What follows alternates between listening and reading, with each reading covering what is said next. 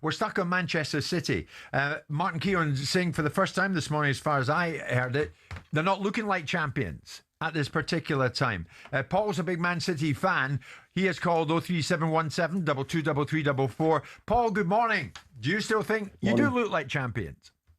No, and we haven't done for probably 18 months or so. The reason why we're still in the title chase is because, fortunately for us, Arsenal have dropped points. And I think it was Jeff that was saying this morning that he thinks Arsenal will win it because nobody around them is any good, and he's absolutely nailed it.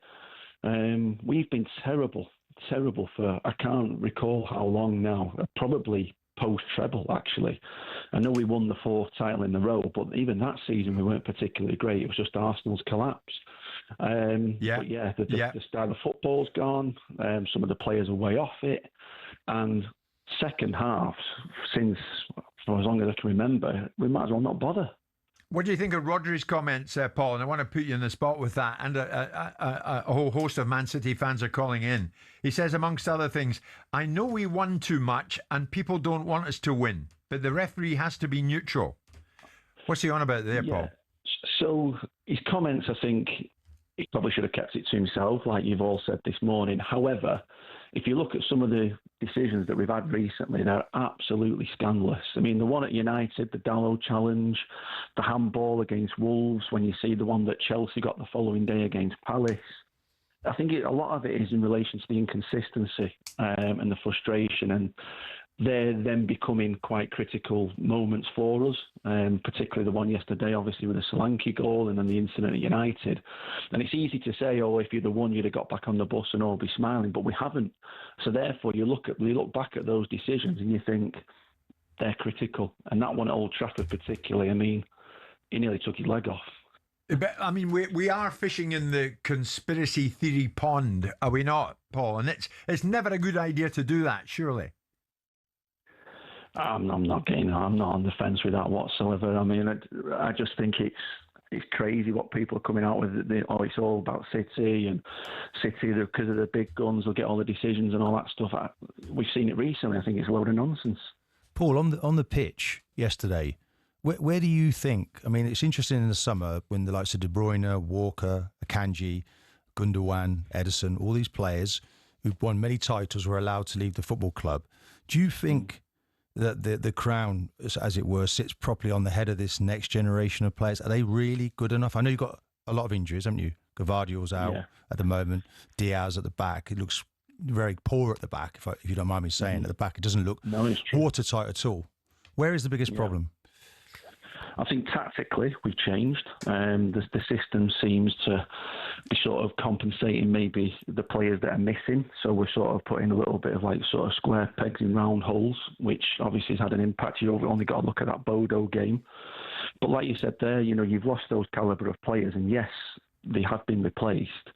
But to me, they're nowhere near what we used to have previously. And I think we've just been very, very privileged in that we've had an era where we've had absolutely fantastic footballers. And now we're probably just a little bit of a level below. So, Paul, is it Arsenal's title? Is it Arsenal's title? No, don't rule it out yet. There you go. Okay, Paul, thanks for the call. Leon's another Manchester City fan. Leon, good morning. Specifically on Rodri's comments, what do you make of it?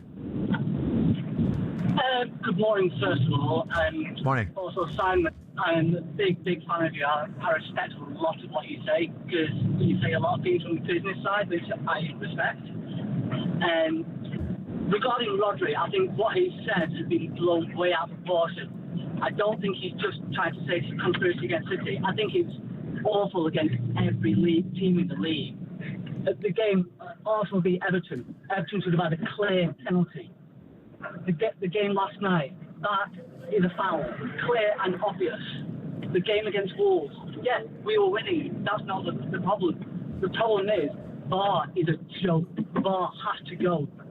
It won't go. It's not going anywhere, Leon. It's staying because it makes many more decisions right than wrong. The referees have to take account for the serious errors that they are making, and it's not just City. It's every single team. And it's most games. It is awful. It's embarrassing how bad VAR is. I mean, VAR is here to stay. Yeah, I mean, you've got to realise that, Leon. It is here to stay. It's been much more successful than you would give it credit for. It gets many more decisions right than wrong. That's a fact. No, it's not a fact. Well, I'm afraid it is a fact.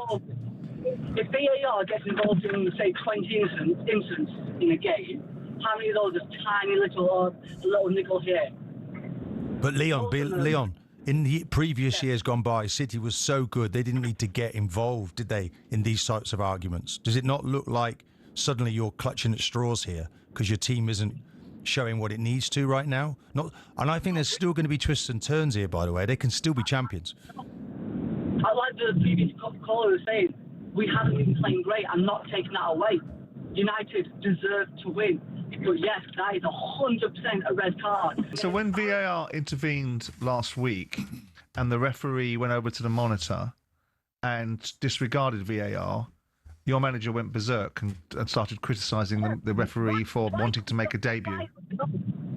Rightly so. So it's not the VAR now, it's the on-field referees as well. It's the officials.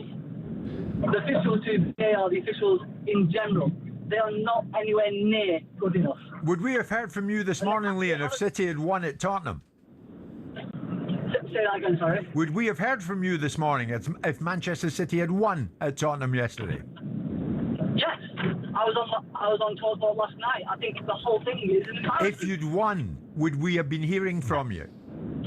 Yes, you would. You think? Is okay. there an allowable, in your mind's eye as a fan, is there an allowable margin of error for refereeing decisions? Is there an allowable margin of error that referees are allowed to make? Yeah, there is an allowable margin. So a lot of the decisions that we're seeing are, when people say inconsistency, it's not the same referee refereeing the same games. It's different referees refereeing different games and using a subjective outlook at times on subjective decisions. So you're always going to have,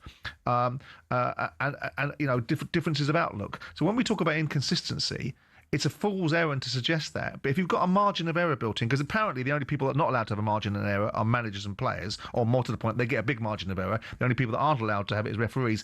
I look at it and say, when we say the refereeing standard isn't good enough, compared to what? Yeah. And benchmark against what? Yeah. Tom's another Manchester City fan. Where are you in this, Tom? And where are you in this conspiracy theory that Rodri's putting forward? People don't want us to win, but the referee has to be neutral. Do you think the referees are neutral, Tom? I do, yeah. For me, it's the thing that gets to me is I wanted to get Martin's take on the first Tottenham goal as a centre half. He's kicked through the back of Gay. It's clearly a foul. Watching the game, VAR weren't even checking for that. They were checking for an offside, and I was quite surprised that Gary Neville didn't mention it either. He had no clue really until later on when Pep got booked. So I just wanted to get Martin's take on that goal, really. I thought. Yeah, absolutely. When I watched it, obviously, and at the time I'm thinking, well, if you get your leg between the ball and your opponent and he kicks through, you think, okay, that's a foul on me, so the goal shouldn't stand. But actually, when I looked back on it, and I don't know whether the referee saw this in real time, he actually sort of pokes the ball, and it's sort of more of a finesse. He doesn't blast the ball; he just pokes it and brings his foot back. So when it stood, I thought, okay, I'd have to accept that. I'd have to accept it. Now, look, when we're all at boiling point and we're all kind of like emotional, we do think the world's against us. And that's what City fans will feel. And that's what Rodri feels. Because it could have gone the other way. Is that what Rodri feels? That's what Rodri feels. Yeah. You have to, I mean, after the game, you're still hot in the head. You're still kind of angry. Yeah. And you say things maybe you might regret. But that doesn't mean that the feelings doesn't go away, Jim. Because every team feels somewhere along the line here. This magic wand has not appeared with VAR. People haven't come in and suddenly changed things because it's all subjective as well to somebody else, some other individual that's sitting at the controls. So, no, if I'm honest, I would have been unhappy if I hadn't got a free kick there. But when I watched it back, Tom, I felt it was okay to go with it.